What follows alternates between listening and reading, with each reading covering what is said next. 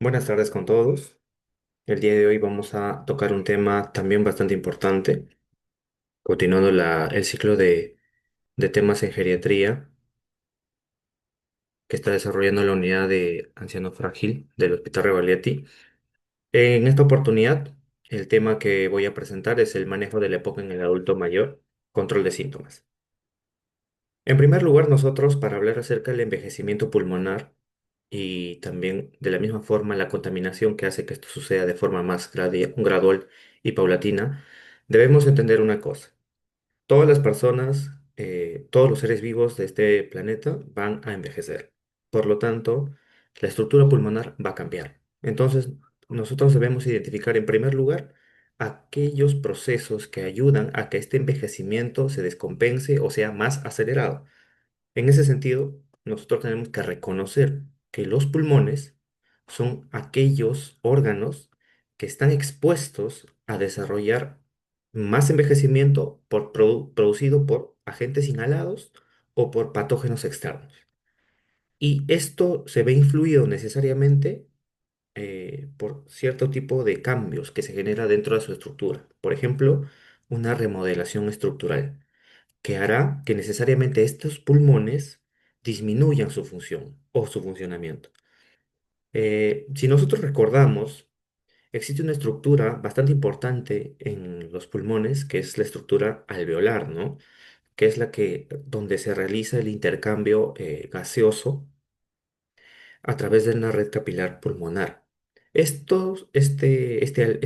alveolo está compuesto por epitelio más membrana basal y a su vez, para estar en contacto con la red capilar, existe un espacio intersticial que está formado por fibras elásticas y por colágeno.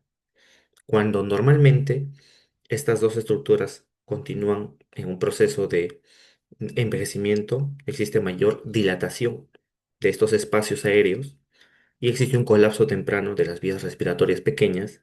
Por lo tanto, el intercambio de gases empieza a disminuir y esto se va a acentuar muchísimo más con la edad. Mientras más edad tiene un paciente, existe disminución en el intercambio gaseoso. ¿Produciendo qué cosa? Menos oxigenación y produciendo disminución en la capacidad del ejercicio. Es por eso que muchos adultos mayores se ven con bastante limitación en la capacidad del ejercicio porque no solamente es la voluntad o las ganas o el estado nutricional o muscular en el que se encuentra, sino también que el proceso de envejecimiento pulmonar lo ha tocado de esta forma. Pero nosotros debemos tener en cuenta también que existen, por ejemplo, mecanismos reparadores o compensadores que buscan ¿qué cosa? En primer lugar, van a buscar mantener la integridad pulmonar. Y no solamente eso, sino que su misma estructura, sus mismas células van a buscar prevenir remodelación, que es lo que básicamente una persona con EPOC está desarrollando. Entonces, para esto, encargan a las células epiteliales alveolares de tipo 1 que hacen que se forme o genere cicatrización o remodelación, pero en base a través de mecanismos reparadores, que es lo que estamos hablando ahorita. Entonces, esta cicatrización no lo hacen directamente ellos, sino se hacen a través, por ejemplo, de células epiteliales alveolares de tipo 1. Ellos son los que básicamente desarrollan eso. Ahora, si hablamos, por ejemplo, nosotros de procesos de cicatrización así en sí y per se, debemos necesariamente mencionar a las células madres. Las células madres, mesenquimales multipotentes, obviamente, favorecen a esta cicatrización.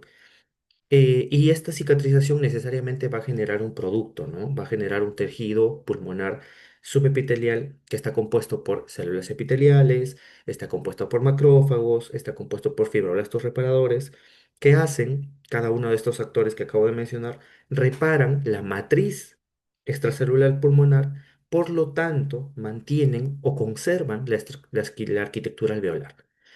Manteniendo la arquitectura alveolar, que es la más importante de los pulmones, nosotros vamos a preservar la oxigenación y preservar la capacidad del ejercicio. Pero también nosotros debemos reconocer que existen la polución, ¿no? Los agentes inhalados que hacen que nuestro potencial regenerativo pulmonar disminuya. Por lo tanto, ocurre algo que se llama el envejecimiento prematuro, ¿no? Pero ¿cómo funciona o por qué funciona? Porque en primer lugar existe algo que se llama que genera algo como el daño del ADN. El daño del ADN, también se genera el famoso estrés oxidativo, también existe una inestabilidad epigenética, también existe un acortamiento de los telómeros, también existe una homeostasis, una disregulación inmune y una homeostasis anormal de proteínas que se encargan de este tipo. Entonces, ya aquí, si nos pasamos al otro gráfico, nosotros tenemos que cada vez con más tiempo y cada vez durante más eh, procesos, existe un daño acumulativo, existen agresiones repetidas y también existen exposiciones acumuladas, ¿no? Por lo tanto, las células madres mesenquimales ya no se van a, no van a producir células del todo buenas, sino van a empezar a generar células que cada vez van a tener apoptosis mucho más rápidas y estas, como van a durar menos tiempo por su programación, van a estar cada vez menos funcionantes. De la misma forma con las agresiones repetidas, ¿no? Por ejemplo, estas células van a ser senescentes mucho más rápidos, por lo tanto no van a proliferar como normalmente deberían y por lo tanto va a generar una degeneración pulmonar. Y finalmente, las exposiciones acumulativas por inhalación, por la polución, la contaminación, o a los que nosotros nos estemos exponiendo durante el trabajo, la vivienda, o lo que desarrollemos, por ejemplo, va a generar que este estrés inflamatorio sea acumulativo. Y todo esto, la acumulación del daño, las agresiones repetidas, el estrés oxidativo acumulativo, va a generar algo que se llama la senescencia pulmonar generalizada y el envejecimiento pulmonar prematuro. Por eso es que normalmente cuando una persona es diagnosticada con algún tipo de enfermedad pulmonar que con el tiempo va a disminuir sus capacidades, se le recomienda y se le sugiere que cambien los estilos de vida porque probablemente esa sea su única salvación. Entonces, adentrémonos un poco más acerca del proceso del EPOC, ¿no? En primer lugar, tenemos que entender que esta es una condición pulmonar que está desarrollada por varios aspectos: disnea, tos, la producción de esputo y las exacerbaciones que puedan presentar. Nosotros debemos tener en cuenta que existen otras causas mediante el cual un bronquio pueda generar una modificación en su estructura o, por ejemplo, puedan tener obstrucciones. Si nos vamos a esta imagen de la izquierda, nosotros vamos a tener, por ejemplo, una vía aérea bastante conservada, un lumen conservado, los músculos peribronquiales también conservados y la secreción de moco o la aparición de moco es escaso, mientras que una persona con EPOC ya el lumen de la vía aérea es bastante reducido, está comprometido por ejemplo, exceso de moco, por ejemplo, hay una inflamación crónica alrededor del bronquio, por ejemplo, una bronquiolitis, y no solamente el moco es una de las tantas complicaciones, sino también la adición de moléculas aéreas que están siendo inhaladas de forma constante. Si hablamos de la prevalencia, tenemos que de todas maneras mencionar este estudio. Es un estudio que se desarrolló en el 2019 y se publicó en el 2022. Este estudio fue evaluado, fue desarrollado, perdón, y fue descrito en países en vías de desarrollo como el nuestro. Entonces, en este estudio mencionan que más o menos un tercio o un cuarto de personas adultas mayores presentan signos de EPOC, desarrollan síntomas de EPOC y empiezan a incrementar o presentar exacerbación del EPOC, empieza a descontrolarse. Si nosotros hablamos necesariamente del diagnóstico de POC, tenemos que mencionar que este diagnóstico necesariamente involucra la clínica, porque es por eso que menciono de forma constante los síntomas. Por ejemplo, disnea, tos crónica, producción de esputo y la exposición necesaria a factores de riesgo como el tabaco, contaminación, y bueno, esta contaminación puede ser por exposición laboral, por ubicación de vivienda y demás. Si nosotros vemos acá la estructura pulmonar saludable, en una estructura con enfisema, probablemente causada por qué, en primer lugar, por tabaco, ¿no? El humo del tabaco, por el uso de aerosoles, pero si bien es cierto, pueden existir múltiples causas de que una persona pueda desarrollar EPOC, en la mayoría de ellas como un común denominador podemos identificar al tabaquismo, a una persona fumadora o a una persona que está expuesta a humos, ¿no? Que son contaminantes. ¿Cómo hacemos el diagnóstico? Aparte de la clínica, obviamente, ¿no? Que es necesaria siempre. Nosotros tenemos que pedir la mano y la ayuda a un neumólogo para que el médico neumólogo haga su espirometría. La espirometría, el resultado de esta espirometría es el cociente del volumen expiratorio forzado en el primer segundo sobre la capacidad vital forzada, después de utilizar un broncodilatador de acción corta. Si este cociente es menos de 0,7, existe mucha, pero muchísima predictividad de que este paciente está desarrollando EPOC. Dentro de la clínica, nuevamente, la disnea es una característica del EPOC en un adulto mayor, porque la disnea me va a desarrollar y me va a mostrar qué tan severa está siendo, por ejemplo, una exacerbación. La disnea va a ser muchísimo más notoria en personas adultas mayores. La disnea va a limitar la capacidad de los esfuerzos y tiene que su clasificación aparte, que ya lo vamos a mencionar más adelante. La tos es de predominio matutino y a veces en algunos adultos mayores siempre se encuentra aislada. También tenemos que tener en cuenta que la expectoración no solamente se involucra necesariamente al EPOC, sino también puede estar relacionado a diferentes enfermedades. Por ejemplo, si esta expectoración es más de 30 mililitros al día, probablemente esté desarrollándose a la misma par de una enfermedad yacente, que es la bronquiectasis. Después, disculpen por el ruido. Después, síntomas como sibilancias, opresión torácica, fatiga pueden acompañar también al EPOC. Entonces, la guía GOL nos dice, debes identificar las causas intratorácicas o extratorácicas de la clínica que probablemente pueda hacer confundir el diagnóstico de EPOC con otras enfermedades. Si vamos a la parte intratorácica, por ejemplo, asma, cáncer de pulmón, tuberculosis, bronquiectasias, falla cardíaca, enfermedad pulmonar intersticial, fibrosis quística, tos idiopática. Si hablamos de causas extratorácicas, una rinitis alérgica crónica, un síndrome de goteo postnasal, un síndrome de tos de vías aéreas superiores, un reflujo gastroesofágico, el uso de medicamentos como los AINES, por ejemplo. Si hablamos de severidad, en primer lugar tenemos que recordar la disnea, ¿no? Pero la disnea no solamente me va a decir qué tan severo es un cuadro, también es muy necesaria la evaluación de la calidad de vida de un paciente. Y sobre todo en adultos mayores esto es muchísimo o tan importante como también identificar el grado de disnea en el que se encuentra nuestro paciente. Por ejemplo, este cuestionario CAT es un cuestionario que ha sido muchas veces empleado para la evaluación de la calidad de vida en personas con EPOC, pues mide el impacto. Si empezamos a profundizar un poco más en acerca de este cuestionario, tenemos que mencionar, por ejemplo, que de 1 a 10 puntos, si puntúa nuestro paciente en hasta 10 puntos, la mayoría de sus días son buenos relacionados a la enfermedad. Si puntúa de 10, no, perdón, de 11 a 20 puntos, hay pocos días buenos en comparación, perdón, en relación a la enfermedad durante una semana. Si hablamos de puntuación de 21 a 30, no hay muchos días buenos, en realidad son poquísimos. Y también como cuantificación una semana de tiempo.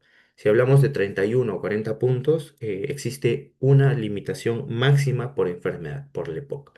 Ahora hablemos acerca de un poco de la disnea. La disnea tiene su clasificación su escala modificada, que es el MMRC. En esta clasificación se describen 5 grados, desde el grado 0 hasta el grado 4, donde nosotros empezamos a observar clínica muchísimo más evidente desde el grado 2. Por ejemplo, el grado 2 donde nosotros podemos ver que un paciente empieza a presentar disnea o sensación de falta de aire al caminar a la par de otras personas de su misma edad y que estas personas no se detengan para, por ejemplo, res- respirar. Pero nuestro paciente sí empieza a tener la sensación de detenerse un poco para tomar aire nuevamente. Mientras que en el grado 3 nosotros tenemos que nuestro paciente empieza a presentar disnea al caminar al menos unos 100 metros planos, 100 metros planos. Y finalmente el grado 4 para esta escala nosotros tenemos que nuestro paciente empieza a quedarse sin aire o con sensación de falta de aire cuando, por ejemplo, hace actividades cotidianas del día a día o, por ejemplo, se viste o se desviste. Ahí nosotros empezamos a notar que nuestro paciente sí presenta una escala de disnea bastante severa. ¿Cómo llegamos al tratamiento? Ya hemos descrito clínica, ya hemos descrito síntomas, cómo llegar al diagnóstico, entonces hablemos acerca del tratamiento. Ya vamos a llegar al tema del control de síntomas. Entonces, el primer tratamiento o el tratamiento inicial que la guía GOLD está sugiriendo para el manejo del EPOC, en primer lugar, parte desde la base, ¿no? Si nuestro paciente no tiene o no presenta exacerbaciones, por ejemplo, moderadas, vamos a hablar nosotros en un momento acerca de cuándo una exacerbación es leve, es moderada o es severa. Si se encuentra solamente para usar un broncodilatador, podemos utilizar, por clasificarlo en un paciente del grupo A. Si necesita nuestro paciente, por ejemplo, utilizar un broncodilatador LAVA más un LAMA, es nuestro paciente clasificado en un grupo B. Debemos tener en cuenta que para el grupo A, la disnea, la escala de severidad de disnea de nuestro paciente tiene que ser de 0 a 1 y el CAT, el cuestionario que les acabo de mencionar, tiene que puntuar menos de 10 puntos. Mientras que para el grupo B, nuestra escala de disnea modificada tiene que ser más de 2, o sea, del grado 2 en adelante, cuando el paciente ya no puede caminar al ritmo de otras personas. Y la evaluación con el cuestionario de calidad de vida, CAT, tiene que ser más de 10 puntos. Ahora, de forma diferenciada, si nuestro paciente ha presentado más de dos exacerbaciones moderadas o más de una hospitalización al menos, se encuentra en el grupo E. Por lo tanto, el manejo podría parecer y ser similar a el del grupo B, pero nosotros debemos considerar el uso de corticoides, siempre y cuando el recuento de eosinófilos sea mayor de 300. Al costado menciono y con cuadrito rojo de atención y de precaución lo siguiente. En adultos mayores podríamos utilizar broncodilatadores de acción corta. Se podría usar, pero no de forma repetida, porque el uso continuo de este tipo de broncodilatadores es menos efectiva que un adulto joven y podría generar eventos de tipo cardiovasculares como taquicardias. Y las taquicardias podrían descompensarse si es que el paciente de base es un paciente cardiópata.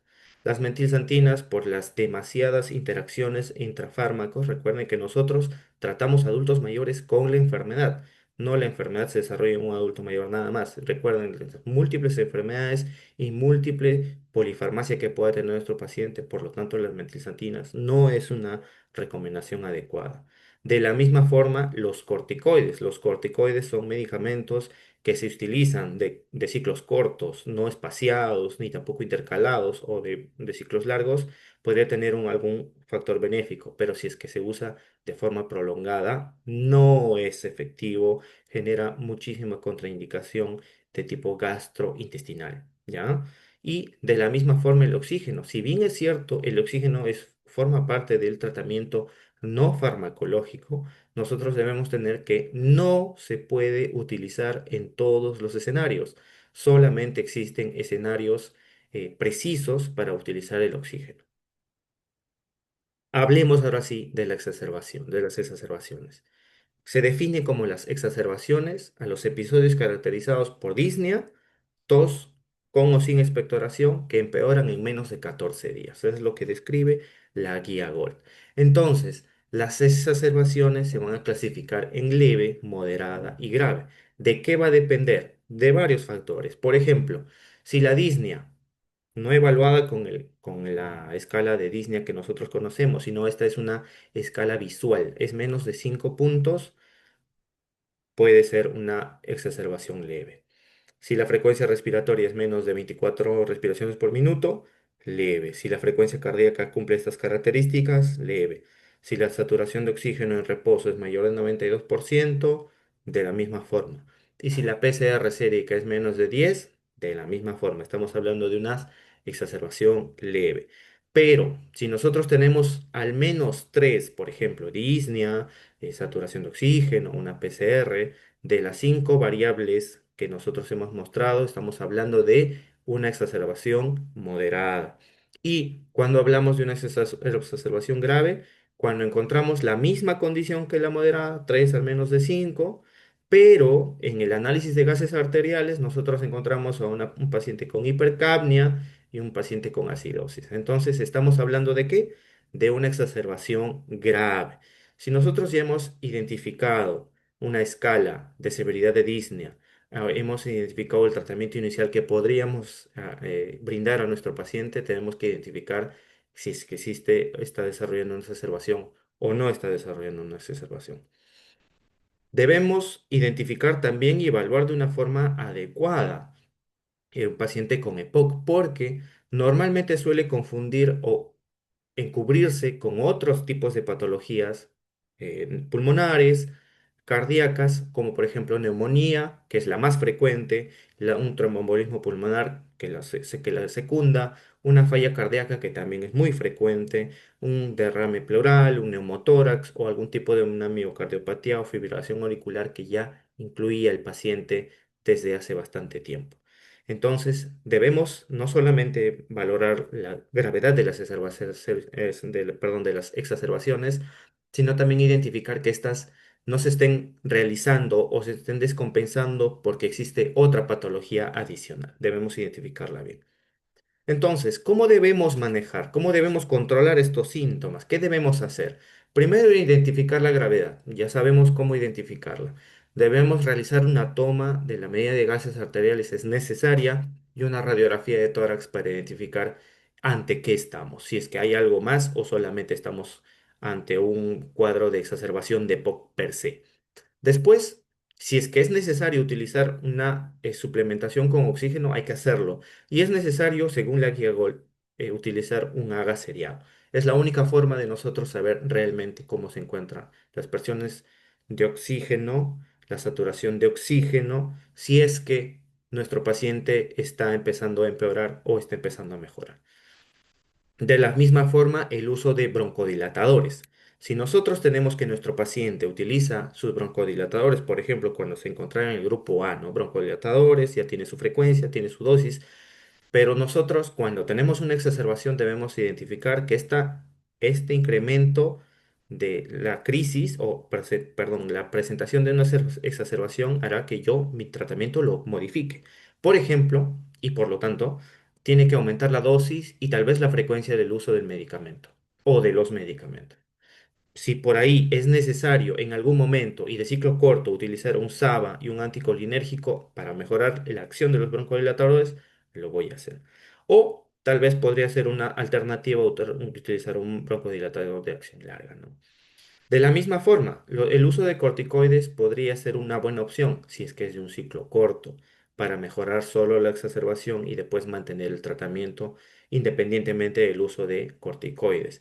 El uso de antibióticos puede estar recomendado siempre y cuando, por ejemplo, en el caso de macrólidos, como la acitromicina, en pacientes que como han tenido como antecedente ser fumadores y la ventilación no invasiva en aquellas personas que cumplan los requerimientos. No todas las personas requieren oxigenoterapia, por lo tanto, no todas las personas van a llegar a requerir la ventilación no invasiva.